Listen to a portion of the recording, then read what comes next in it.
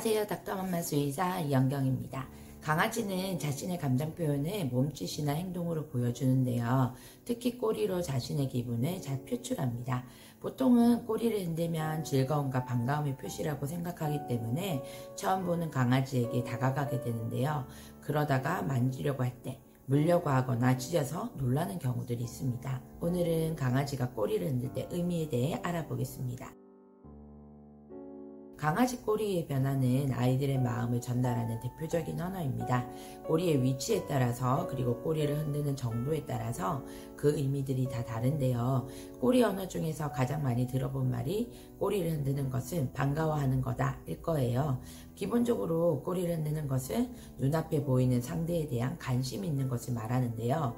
그것이 반가움의 표현일 수도 있지만 상대를 알지 못할 때는 경계하고 파악하는 것을 의미합니다. 그래서 무조건 꼬리 흔드는 것을 보고 가까이 다가가는 것은 위험합니다. 보호자가 외출하고 돌아왔을 때 꼬리를 아주 빨리 흔들죠. 이것은 반가움의 표시가 맞아요. 보호자의 귀가를 환영하고 기뻐하는 거죠.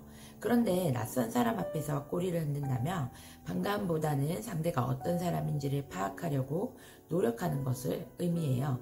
강아지가 온화하게 꼬리를 천천히 흔든다면 상대에게 복종한다는 의미이고, 보통 보호자에게 꼬리를 흔들 때 이런 행동을 보입니다. 반면에 꼬리를 세우고 짧고 강하게 흔들 때가 있는데요. 이렇게 짧고 빠르게 흔든다면 경계의 의미입니다. 이렇게 표현할 때는 가까이 다가가서는 안 돼요.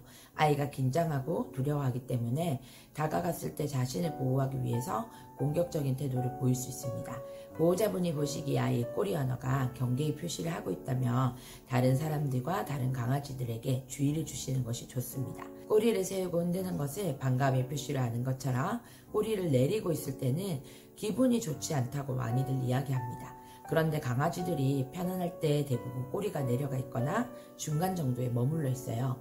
꼬리가 내려간 상태로 천천히 살랑살랑 흔든다면 아이의 마음이 평온한 것을 말해줍니다. 그러나 아이가 평소 편안할 때 꼬리 내림보다는 조금 더 내려가 있거나 내린 상태에서 안쪽으로 말려 있다면 아이의 기분이 좋지 않다는 것을 말해줘요. 두려워하거나 불안하거나 짜증남을 표현하는 거예요.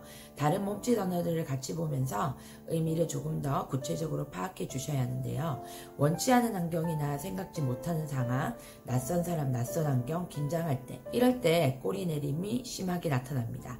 이럴 때는 아이를 안정시켜주는 것이 우선입니다. 다가오려는 상대가 있다면 접근하지 못하도록 거절을 해주시고 아이를 잠시 안아서 아이의 마음이 진정될 때까지 기다려주세요. 그런데 집에서도 평소와 같은 상황인데 꼬리 내림이 심하다면 아이의 건강에 이상이 생겼다는 신호일 수도 있습니다.